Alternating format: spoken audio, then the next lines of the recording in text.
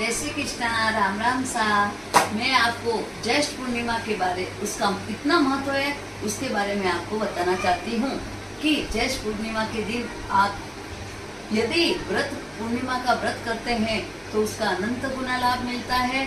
और आप सुबह जल्दी उठिए, गंगा जल में मिलाइए और स्नान कीजिए। और कल विष्णु जी का दिन है, इसलिए आप विष्णु जी को भी बहुत यमुना का जल हो, घर में गंगा जल हो, आप इन कृष्ण भगवान का या विष्णु भगवान का आप अभिषेक कर सकते हैं। उसके अंदर तुलसी डाल के, गंगा जल डाल के, यमुना का जल छान कर और उससे अभिषेक कर सकते हो। क्योंकि अभी 9 तपा चल रहा है, इसलिए भगवान को बहुत ठंडे ठंडे पानी से आप स्नान करेंगे, इसका बहुत आपको पुण्य मिलेगा। और इससे बाद में से कृष्ण भगवान की सेवा करके, विष्णु भगवान का अभिषेक करके फिर अंतर सेवा करो, चंदन से पूरे शरीर में लेपन करो और वस्त्र सेवा करो, प्रसाद सेवा करो। ये तो आप भगवान के बारे में कीजिए। और एक बार कृष्ण भगवान और यशोदा मैया बैठे थे तो उन्होंने कहा, इस कलयुग में पुत्र ऐसा उपाय बताओ जिसकी संतान न हो तो वो क्या करे। तो स्कंद पुराण में इसका वर्णन आया है कि यशोदा मैया ने पूछा ये प्रश्न, तो कृष्ण भगवान ने कहा कि मैं आपको मैया बता रहा हूँ कि कलयुग में जो भी पूर्णिमा का व्रत करेगा उसको अनंत गुना लाभ होगा। और जो जिसके संतान न हो, जिसके पति अल्पायु हो, वो सौभाग्यवती हो सकती है और उसको संतान भी मिल सकती है। यदि संतान अल्पायु हो वो भी दीर्घायु हो सकती है, क्योंकि वो पूर्णिमा का व्रत का संकल्प लेके यदि करे तो उसको अनंत गुना लाभ होगा।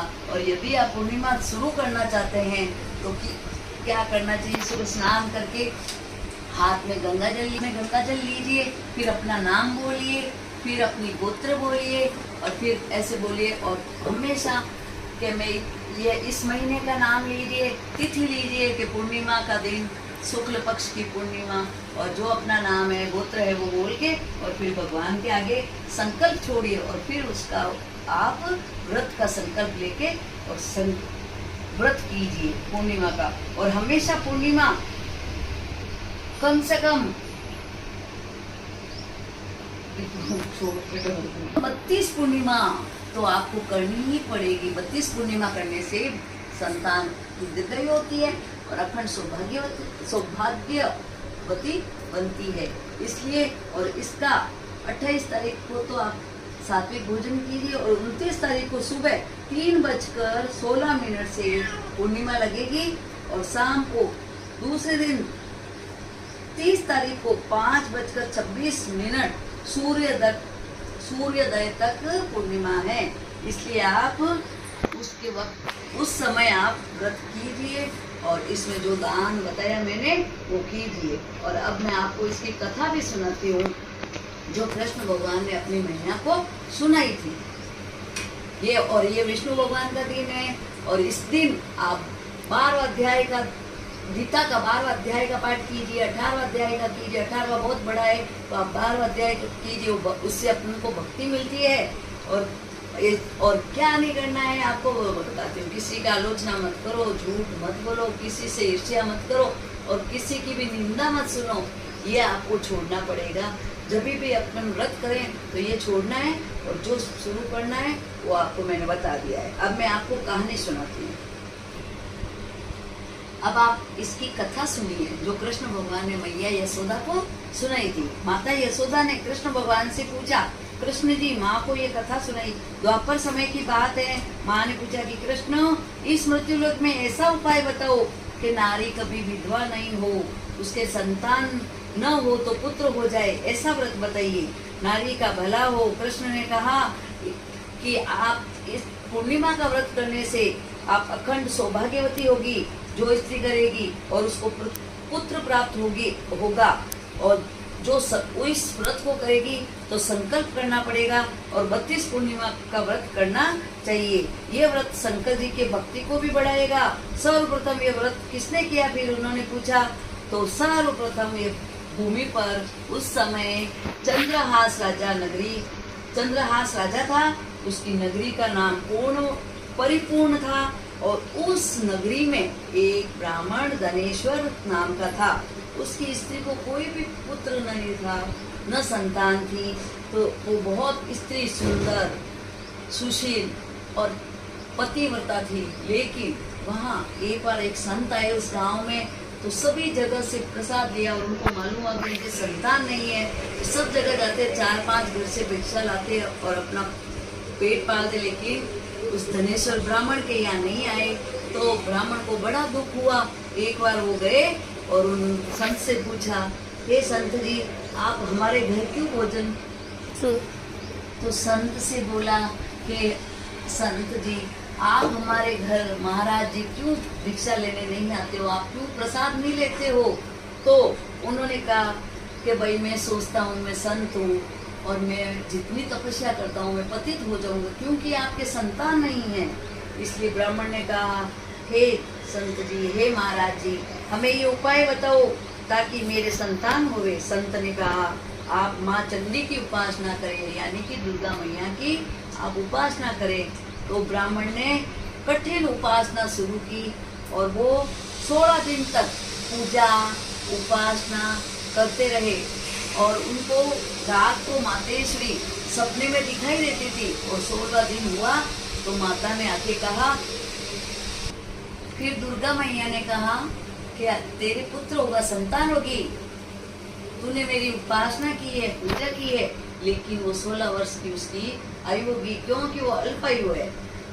तो वो ब्राह्मण धनेश्वर खुश तो हुआ, उसने उसका बहुत होने के बाद बहुत समारोह भी किया, भोजन करवाया, सभी को दान दक्षिणा दी, लेकिन मन में दुखी रहने लगा। जब 15 साल के हुए उसके पुत्र, तो उन्होंने सोचा कि अब इसको यहाँ रखने की जरूरत नहीं है। तो उन्होंने क्या किया, अपने पुत्र अपने साले को बुलाया, मामा उसके लड़के के मामा को बुला के दोनों मामा भांजा को कहा, आप काशी चले जाइए और वहाँ रहिए और 16वां वर्ष पूरा होते ही आप वापस आ जाइएगा।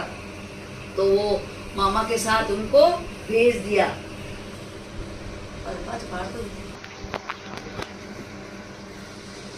तो माता जी ने 16वें दिन उनको दर्शन दिया था, तो उनको उपाय भी बताया था कि आपके संतान होगी, लेकिन उसकी आयु 16 वर्ष की होगी।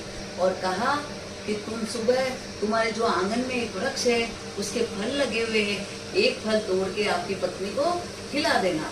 तो उन्होंने तपस्या करने के बाद उठे सुबह, तो वो 16 दिन उन्होंने तपस्या की, तो बहुत कमजोर हो गए वो ब्राह्मण देवता। तो वो उठे, उनसे फल नहीं टूटा। तो फिर उन्होंने गणेश भगवान को याद किया, तो गणेश जी की कृपा से वो फल नीचे गिरा। नीचे गिरते ही उन्होंने अपनी पत्नी को दिया और वो पत्नी गर्भवती हुई और उनके पुत्र हुआ। और पुत्र होने के बाद वो खुशियाँ मनाई, समारोह किया, बहुत अच्छा उसका नाम गणेश्वर रखा। और फिर उसकी अल्पायु होने के बाद थोड़े दिनों में 15 साल का हो गया, बीतते बीतते।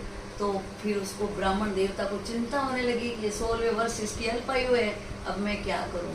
तो उन्होंने क्या किया, और संत ने उनको बोला था कि तुम पूर्णिमा का व्रत करना। तो जब पुत्र होने लगा उससे पहले ही उन्होंने पूर्णिमा का व्रत भी शुरू कर दिया था। तो बाद में उस मामा को बुलाकर उस भांजे को कहा, दोनों को काशी के लिए भेज दिया। तो मामा से बोला कि 15 साल का है और 16वां साल इसको पूरा हो जाए तो आप लेके आ जाना इसको वापस। तो मामा भांजा जा रहे थे रास्ते में, तो एक धर्मशाला देखी कि आज यही अपन विश्राम कर देते हैं। वहाँ बहुत देखा तो अंदर किसी की शादी हो रही थी, तो देखा तो अंदर हो क्या व्यवस्था थी। तो फिर थोड़ी देर में देखा तो एक दूल्हे का पिताजी था, दौड़ रहा था इधर उधर इधर उधर। तो फिर उन्होंने देखा कि उस बेटे को देखा, भांजे को, इतना सुंदर और अपने बेटे जैसा। और वो जो दूल्हा था वो बहुत अधिक बीमार हो गया, तो उसकी शादी नहीं हो सकती थी। तो उसने सोचा कि अब क्या करें, इस लड़के को से शादी कर देते हैं। और फिर उसके मामा से बात की, तो मामा ने कहा भाई जो गहना वहना होगा वो हम ले लेंगे, फिर हम तो चले जाएंगे, कोई बात नहीं, शादी कर दो। तो फिर उन्होंने, सेठ ने क्या किया, उसकी जो लड़का था उस सेठ जी का, उससे शादी करवा दी। फिर वो थोड़ी देर के लिए पति पत्नी 2 मिनट बात करने लगे। तो उसने, पति ने कहा, जिसकी शादी हुई थी वो ब्राह्मण जो अल्पायु था, उसने कहा मैं तेरा पति नहीं हूँ, शादी आपकी दूसरे से होनी थी लेकिन मेरे से हो गई। और अब मैं तो मेरी, क्योंकि आप मेरी अल्पायु है, मैं मर जाऊंगा, फिर आप इसलिए दूसरी वापस शादी कर लेना और मैं जा रहा हूँ, लेकिन आपको ये पौधा दे रहा हूँ, ये जो ये खिलता रहेगा, यदि ये मुरझाए तो आप समझ लेना कि मैं इस दुनिया में नहीं हूँ। तो वो उस स्त्री ने, दुल्हन ने वो पौधा अपने बड़े प्यार से अपने पास रख लिया और उसको सींचती रही, और वो जो ब्राह्मण पुत्र था वो काशी चले गए और वहाँ भजन भाव करने लगे और पढ़ने लगे। और फिर इधर उनकी माताजी पूर्णिमा का व्रत कर रही थी, और जैसे ये 16वां वर्ष हुआ और एकदम उनको चक्कर आया बेटे को, और वो गिर के खत्म हो गया। इतने में ही पार्वती मैया उधर से निकल रही थी, तो उन्होंने शिव जी से बोला, ये देखो ये क्या हो रहा है। तो शिव पार्वती के कहने पर शिव भगवान ने उनको वापस जन्म दे दिया, वापस जीवित कर दिया, और वो उठ बैठ गया। और फिर उसके मामा और भांजा वापस आए, और उधर ढूंढता दुल्हन का पिता, उस लड़की ने कह दिया दुल्हन ने कि ये मेरा पति नहीं है, मेरा पति तो उधर काशी गया है। तो उसका जो ससुर था वो घूमता घूमता काशी के अंदर उसको रास्ते में मिल गया। फिर उनको दोनों मामा भांजा को ले गया और फिर अपनी बेटी को भी विदा किया और बहुत सारा धन देकर बेटे को विदा किया।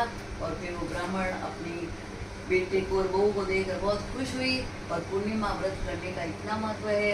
देखो अल्पायु था लड़का, वो दीर्घायु हो गया, और जो सौभाग्यवती स्त्रियाँ हो जाती है, इसलिए आप करना हो पूर्णिमा तो 32 पूर्णिमा हमेशा करना, और जो दान देना है वो कल दे सकते हो।